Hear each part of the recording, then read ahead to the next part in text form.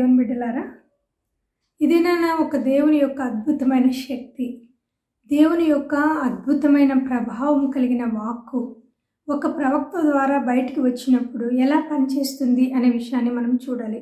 2వ రాజుల గ్రంథము 6వ అధ్యాయము 15వ వచనాన్ని మనం చూసుకున్నట్లయితే, దైవజనుడైన ఎలీషా యొక్క పనివాడు బయటికి వచ్చినప్పుడు అతడు పెందలకడ లేచి చూస్తే గుర్రాలు, రథాలు, సైన్యము వాళ్ళున్న పట్టణాన్ని అది చుట్టుకొని ఉండడము చూస్తాము.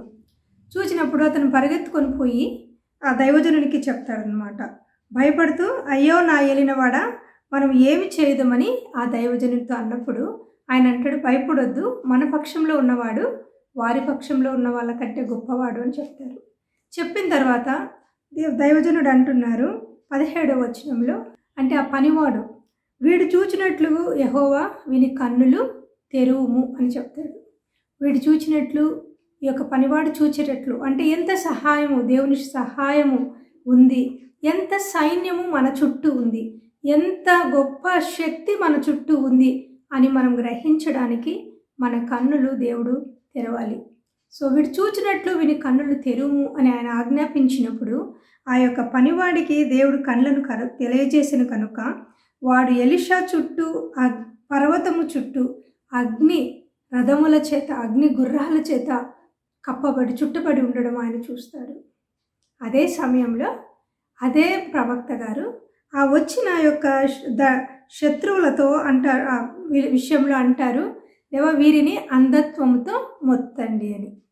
సో ఒక ఏకకాలంలో ఈ పనివాడు, అంటే దైవజనుని చుట్టూ ఎంత శక్తి ఉందో చూడ్డానికి కన్నులు తెరవమని ఆజ్ఞాపించిన ప్రవక్త గారు అదే సమయంలో ఆ దండు వాళ్ళకి కన్నులు కనపడకుండా అంధత్వాన్ని కలగచేయమని చెప్పాడు. దేవుని వాక్కు, దేవుని శక్తి ఒకేసారి మన కన్నులు చూడ్డానికి తెరవజేస్తాడు. అవసరం లేనప్పుడు మన కన్నులు మనకు అర్థం కాకుండా కూడా ఆయన చేయగలుగుతాడు. ఆడ అంధత్వంతో వాళ్ళని మొత్తి, వాళ్ళు ఎక్కడికి వచ్చారో వాళ్ళకి తెలియకుండా శత్రువులను గలిబిలి చేసి తర్వాత వాళ్ళని తీసుకొని పోయి ఆ షోమ్రోను పట్టణపు మధ్య భాగంలోనికి వాళ్ళని వదిలిపెడతారు.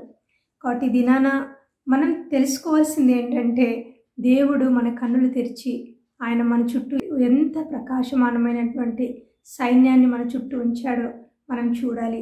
అదే సమయంలో దేవుని యొక్క శక్తి ద్వారా మన శత్రువులకు ఆయన అంధత్వం కలగజేయను.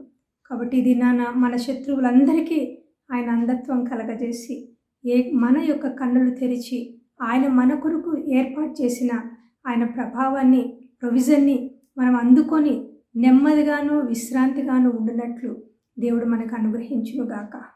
ఆమేన్.